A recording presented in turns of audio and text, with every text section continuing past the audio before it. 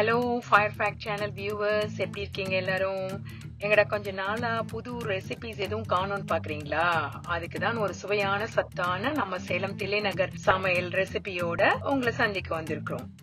அடையிலேருந்து ஆரம்பிக்கலாமே. ஸ்நாக்காகவும் use பண்ணிக்கலாம், night டின்னராகவும் use பண்ணிக்கலாம், அந்த மாதிரியான ஒண்ணுங்க.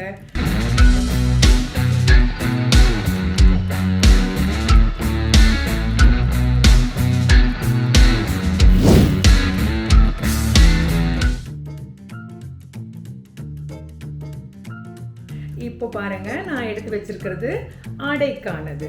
அடை இது கொஞ்சம் பெசரட்டும் கலந்த மாதிரியானது, ஆனா ரொம்ப ஹெல்த்தி. கிரீன் மூங் தால் ஒரு 3 கப் இது பாத்தீங்கன்னா, உரத் தால் ஒரு சின்ன கப்ல வச்சிருக்கோம். பச்சரிசிங்க, பச்சரிசி 2 கப் அதே மாதிரி வச்சிருக்கோம். அப்புறம் கடலை பருப்பு 1 வச்சிருக்கோம். அப்புறம் துவரம் பருப்பு. பாருங்களேன் எவ்வளவு ஹெல்த்தியான விஷயங்கள் எல்லாம் சேர்ந்து இருக்குன்னுட்டு. பச்சை மிளகாய் ஒரு 10 வச்சிருக்கோம். ஒரு இஞ்சி ஒரு 2 துண்டு வச்சிருக்கோம் ஹெல்த்தியா இருக்கிறதுக்காக. அப்புறம் ஏன்டா இந்த தக்காளி 1 வச்சிருக்காங்களேன்னு யோசிக்கிறீங்களா? தக்காளியை போட்டாதாங்க அந்த கலர் அடையில நல்ல ப்ரௌனா ஒரு கோல்டன் கலர்ல வர்றதுக்காக தான் அது வச்சிருக்கோம். இப்போ நான் இதை ஊற வைக்க போறேன். அடுத்த ஸ்டெப்புக்கு திரும்ப போகலாம். தண்ணியில எல்லாத்தையும் போட்டு 1 மணி நேரம் ஊறினா போருங்க. எல்லா பருப்பையும் போட்டாச்சு. இது 1 மணி நேரம் ஊறட்டும். நம்ம அடுத்த ஸ்டெப்புக்கு போகலாம். அடைக்கு ஊற வச்சிருந்த பருப்பு, அரிசி எல்லாமே இப்போ ரெடி ஆயிடுச்சுங்க. ஸோ இப்போ அரைக்க போகிறோம். நான் என்ன பண்ணுறேன்னா, முதல்ல இதுலேயே அரைக்கும் போது இந்த பச்சை மிளகாய் எல்லாம் போட்டுக்கிறேன். பாருங்க, பச்சை மிளகாய், இஞ்சி, தக்காளி இதெல்லாம் பார்த்தோம். அப்புறம் உப்பு எவ்வளோ தேவையோ அது எல்லா இன்க்ரீடியண்ட்டும் இப்போ போட்டுட்டு அரைக்க போகிறேன். அவ்வளோதாங்க, அரைச்சாச்சு. அடைக்கு நரண்டா அரைக்கணும். ஸோ எல்லாம் அரைச்சி மாவெல்லாம் இப்போ ரெடியாக இருக்குது. திக்காக மொத்தமாக அடை வேணும்னா தண்ணி கம்மியாக விடணும். சன்னமாக கிறிஸ்பியாக வேணும்னா கொஞ்சம் அதிகமாக விட்டுக்கலாம். தண்ணி அதிகமாக விடும்போது உப்பு கொஞ்சம் சேர்த்திக்கணும். அடை மாவு இப்போ ரெடி ஆயிடுச்சு. தோசைக்கல்ல வச்சாச்சு. இப்போ வாக்க போகிறேன். இதே இந்த மாவில் நிறைய பேர் ஜீரகம் கூட ஆட் பண்ணுவாங்க. ஆனால் அந்த ஜீரகம் வாசனை வரும். அதனால் நான் அதை சின்ன குழந்தைங்களுக்கு கொடுக்குறீங்கன்னா அது சாப்பிட மாட்டாங்க.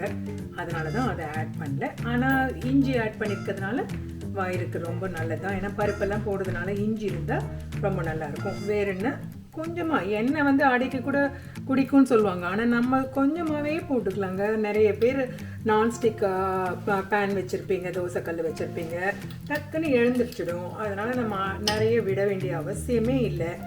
துளியோண்டு ஆனியன் சேர்க்க போகிறேன், வெங்காயத்தை சேர்க்க போகிறேன். நிதானமான அடுப்பு கொஞ்சம் வச்சு எரிய விட்டிங்கன்னா நல்லா வெந்துடும். பாருங்க, பொன்னிறமாக வெந்துட்டுருக்கு. ரெடி ஆயிடுச்சு. வெங்காயத்தில் இருக்க அந்த தண்ணி கொஞ்சம் படுறதுனால பழப்பலான்னு நல்லா இருக்கு. அவ்வளோதாங்க, அடை ரெடி. சர்வ் பண்ணிட்டு சாப்பிட வேண்டியதுதான். அடைக்கு தோதா என்ன வேணும்? 2 விஷயம் இருந்தால் ரொம்ப நல்லா இருக்குங்க. அதில் ஃபர்ஸ்ட்டு மோர் குழம்பு தான் அடைக்கு ஸ்பெஷல். ஸோ மோர் குழம்பு பண்ணணும், அதுவும் கூடவே பண்ணணும் இல்லையா? அதுக்கான இன்க்ரீடியன்ஸ் எல்லாம் எடுத்து வச்சுருக்கேன். பாருங்கள், பூசணிக்காய் அழகாக சின்னதாக நறுக்கி ஒரு பெரிய கப் நிறைய, அவங்களுக்கு கொஞ்சமாக வேணும்னாலும் போடலாம். அதுக்கப்புறம் 2 டீஸ்பூன் இருக்கிற மாதிரி தேங்காய். அப்புறம் இதில் பார்த்தீங்கன்னா ரொம்ப சின்ன அளவு தான், சின்ன அளவில் பச்சரிசி, ஜீரகம், அதுக்கப்புறம் கடலைப்பருப்பு. அதுக்கப்புறம் பார்த்தீங்கன்னா நான் துளியோண்டு அரிசி மாவு கூட வச்சுருக்கேன். அரிசி மாவு என்னத்துக்குன்னு கேட்குறீங்களா? அது முடிக்கும் போது சொல்கிறேன். இப்போ பாருங்கள், பச்சை மிளகாய் உங்கள் காரத்துக்கு ஏற்ற மாதிரி, அதே மாதிரி இஞ்சி ஒரு துண்டு, தயிர் எடுத்து வச்சுருக்கோம். இப்போது பூசணிக்காவை வேக வைக்கணும். பூசணிக்காவை சின்னதாக கொஞ்சம் தண்ணியில் போட்டுட்டு தேவையான மஞ்சள் பொடி, தேவையான உப்பு, இதை கொண்டு வேக வைக்கணும். இப்போ இது ஒரு 10 நிமிஷத்தில் ரெடி ஆகிடுங்க. வேகட்டும். இப்போ தேங்காய், நம்ம ஊற வச்சிருக்க இந்த ஸ்மால் இன்க்ரீடியன்ட்ஸ் 3 இன்க்ரீடியன்ட்ஸ், அப்புறம் பச்சை மிளகாய், இஞ்சி, இதெல்லாம் அரைக்கணுங்க. இப்பதான் இந்த அரிசி மாவை போடணும். நான் சொன்னேன் இல்லையா ஏன் அரிசி மாவை போடணும்னு. நம்ம மோர் விடும்போது தயிர் விடும்போதும் எந்த ப்ரிப்பரேஷனாக இருந்தாலும் துளியுண்டு அரிசி மாவு அதில் கலந்துட்டோம்னா நம்மளுக்கு அது திரிச்சு வராமல் நல்லா பொங்கி அழகாக நல்லா திக்காக வரும்.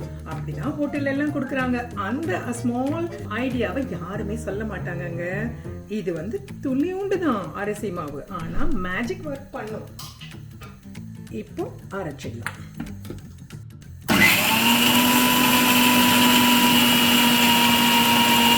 இப்போ நம்ம அரைச்சி வச்சாச்சுங்க தேங்காய் இன்க்ரீடியன்ட் எல்லாம். அதே மாதிரி பூசணிக்காய் தானும் வெந்துட்டது. அதனால இப்போ என்ன பண்ணலாம்னா, நான் இங்கே வச்சிருக்க தயிர் நீங்கள் ஆல்ரெடி மோராக பண்ணி வச்சுருந்தீங்கன்னா மத்தில் கடைஞ்சி அது ஓகே. இல்லைன்னா இதுலேயே ஒரு ஸ்பூன் போட்டு ஒரே ஒரு தடவை மிக்ஸி பண்ணிங்கன்னா ஒரு தடவை அவ்வளோதான். ஒரே ஒரு தடவை சுற்றுனீங்கன்னா பாருங்க இப்படி வந்துடும். ஒரே ஒரு தடவை சுற்றினதுக்கப்புறம் ஏன்னா இங்கே இப்போ நம்ம தான் வெந்துட்டது, அதனால நான் அப்படியே அந்த தானில் இருக்கிற தண்ணியும் இருக்கட்டும், ஏன்னா அதுவும் சத்தானது, அதனால அது அப்படியே இருக்கட்டும். மற்ற இல்லை கடைய முடியாதுன்றவங்கெல்லாம் இது ஒரே ஒரு செகண்ட் தாங்க, 10 செகண்ட் அவ்வளோதான் பண்ணீங்கன்னா ரெடி ஆகிடும். இப்போ இதில் தேவையான உப்பு நீங்கள் சேர்த்திக்கலாம். இந்த அடுப்பை கொஞ்சம் சிம்மில் வச்சிருக்கிறது நல்லது. நான் அரிசி பொடி போட்டிருக்கோம் இல்லையா, அதனால கண்டிப்பாக இது திரிஞ்சு ஆகாதுங்க. பொங்கி வரதுக்குள்ளேயும் நம்ம தாளிப்பை பார்த்துடலாம். தேவையான ஒரே ஒரு ஸ்பூன் எண்ணெய் விட்டால் போகிறோம். உங்களுக்கு காமிக்கிறதுக்காக நான் எண்ணெய் எப்படி வச்சுருக்கேன், கடுகு வச்சுருக்கேன். மோர் குழம்புக்கு எப்போவுமே ஒரு 2 வரமிளகாவை தாளிச்சோம்னா அழகாக இருக்கும் பார்க்குறதுக்கு. கருவேப்பிலையும் அலம்பி வச்சுருக்கேன். அது சின்னதாக கட் பண்ணி போட போகிறேன். பாருங்க அழகாக வருது. லேசாக நுரைச்சி இருக்கும், அப்படியே சுற்றி இருக்கும். அவ்வளோதான், ஆல்ரெடி ரெடி ஆயிடுச்சு. நம்ம தாளிக்கலாமா? இப்போ ஒரு ஸ்பூன் மிஞ்சி போனால் 1.5 ஸ்பூன் போடுங்க. அதுக்கு மேலே எண்ணெய் வேண்டியதே இல்லை. எண்ணெய் நல்லா சூடாயிடுச்சுங்க. துளியும் போடுங்க. கடுகு வெடிக்க முன்னாடி நீங்கள் இந்த வரமிளகாவை கட் பண்ணி போட்டுக்கலாம். துளியோடு காரம் இறங்கும், அவ்வளவே தான், வேற ஒன்றும் இல்லை. கடுகு வெடிக்குது. கடுகு வெடிச்சதுக்கப்புறம் ஒரு கருவேப்பிலையை கிள்ளி போட்டுருங்க.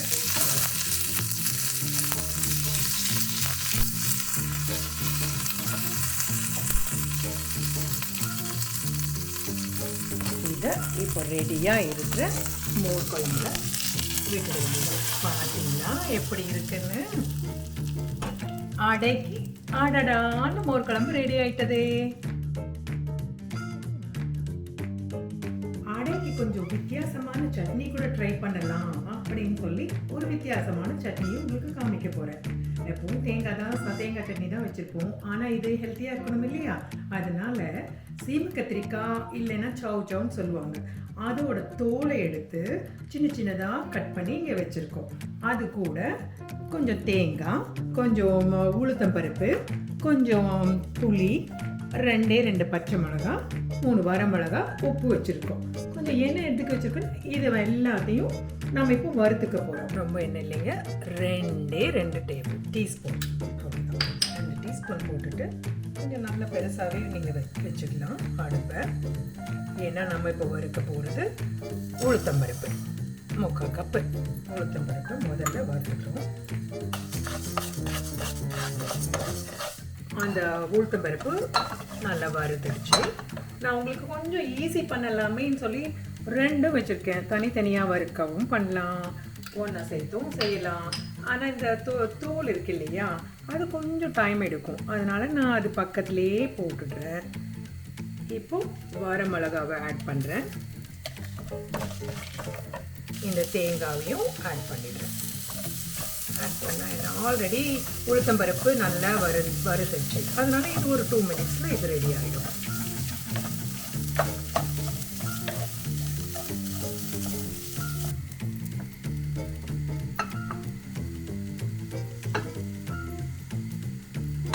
இது ஹெல்த்தியாக இருக்கணுன்றதுனால சுமாராக வறுத்தா போதும். பாருங்கள் பழன்னு இது இப்போது நல்லா வறுத்துச்சு. ஸோ போதும், அவ்வளோ போதும். அதுக்கப்புறம் நம்ம இது கூட இதை ஆல்ரெடி வறுத்து வச்சுட்டோம், அது ஆறிட்டுருக்கு.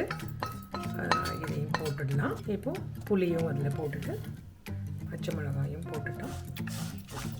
இதை அரைக்க வேண்டியதுதான். ஆல்ரெடி நம்ம ஆறி தான் வச்சுருக்கோம், அதனால் ஒன்றும் பிரச்சனை இல்லை. அரைக்க போயிடலாம். இப்போது சின்ன ஜாரில் போட்டுக்கலாம். இது எல்லாமே உப்பு ஆல்ரெடி போட்டாச்சு. தேவையான அளவு அப்புறமே நீங்கள் டேஸ்ட் பண்ணி பார்த்துட்டு ஆட் பண்ணிக்கலாம். இதுக்கு கொஞ்சமாக தான் தண்ணி வேணும். அந்த காய் தோலுலேயும் தண்ணி இருக்குது, அதனால் எடுத்த உடனே தண்ணி விட வேண்டியதில்லை. கொஞ்சம் தண்ணி கம்மியாக இருக்குது, அதனால் நான் கொஞ்சமாக தண்ணி விட்டுக்கிறேன். இதெல்லாம் நம்ம ட்ரையாக அரைச்சோம்னா பொடியாக ஒரு ஜாரில் போட்டு வச்சு ரொம்ப நாள் வச்சுக்கலாம் கூட. 10 நாள் அப்படி கெடாமல் ஃப்ரிட்ஜில் இருக்கும். அப்படியும் இந்த தொகையில் யூஸ் பண்ணலாம். தொகையில் பொடியாக யூஸ் பண்ணிக்கலாம். தயிர் சாதத்து கூட அருமையாக இருக்குங்க. நான் கொஞ்சம் தண்ணி விட்டுருக்கேன். இப்போது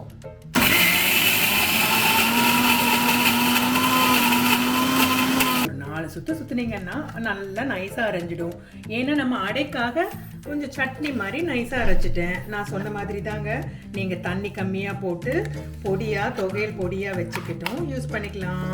கொஞ்சம் கரகரான்னு எடுத்திங்கன்னா சாப்பாடோட செய்கிற மாதிரி தொகையிலாவும் யூஸ் பண்ணிக்கலாம். ஆனால் நம்ம இன்றைக்கி அடைக்கு பண்ணுறோம் இல்லையா, அதனால் கொஞ்சம் நைஸாக சட்னியாக இருந்தால் ரொம்ப நல்லாயிருக்கும்.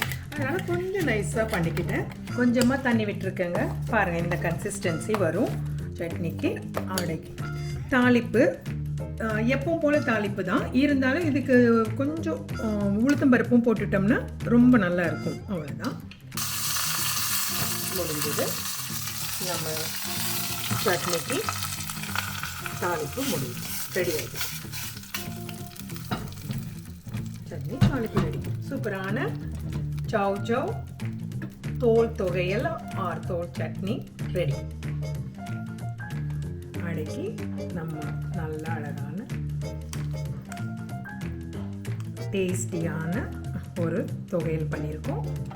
சட்னி தொகையல். அது கூட பாருங்கள் எப்படி நல்லா கட்டியாக சூப்பராக மோர் குழம்பு இருக்குது. அதுக்கு தான் அந்த சின்ன ஹிண்ட் கொடுத்தேன் இல்லையா, ஒரு 1/2 டீஸ்பூன் அரைக்கும்போது நம்ம இன்க்ரீடியன்ஸ் எல்லாம் அரைக்கும்போது அரிசி மாவு சேர்த்துக்கிட்டிங்கன்னா கொஞ்சம் கூட பிரியாமல் நல்லா ஹோட்டல் மோர் குழம்பு ரெடி. அடைக்கி எள்ளு மிளகாய் பொடி இல்லாமையா, அது முதலே செய்தது. இன்னொரு காணொலியில் உங்களுக்கு காமிக்கிறோம். இப்போ எள்ளு மிளகாய் பொடி அதுவும் வச்சாச்சு. இதுக்கு எள்ளு மிளகாய் பொடிக்கு எண்ணெய். அடை, மோர் குழம்பு, சவ் சவ் சட்னி, எள்ளு மிளகாய் பொடி ரெடி. சாப்பிட்டு பார்க்கலாமா?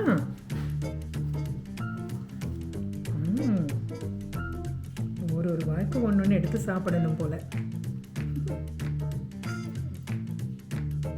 யம்மி மோர் குழம்பு.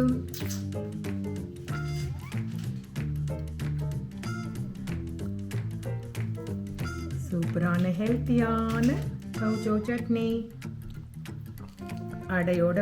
அடையோட சிலர் வெண்ணையும் வெல்லமும் கூட வச்சு சாப்பிடுவாங்கங்க.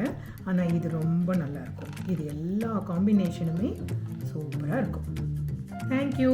நல்லா என்ஜாய் பண்ணி இதே மாதிரி எல்லா ப்ரிப்பரேஷனும் செய்து சாப்பிட்டு பாருங்கள். எங்களுக்கு விமர்சனம் கொடுங்க. அதே மாதிரி மறக்காமல் பெல் பட்டன் அமுத்தி எங்களுக்கு சப்ஸ்கிரைப் பண்ணிவிடுங்க. நிறைய வீடியோஸ் வரப்போகுது. Thank you. Have a good day.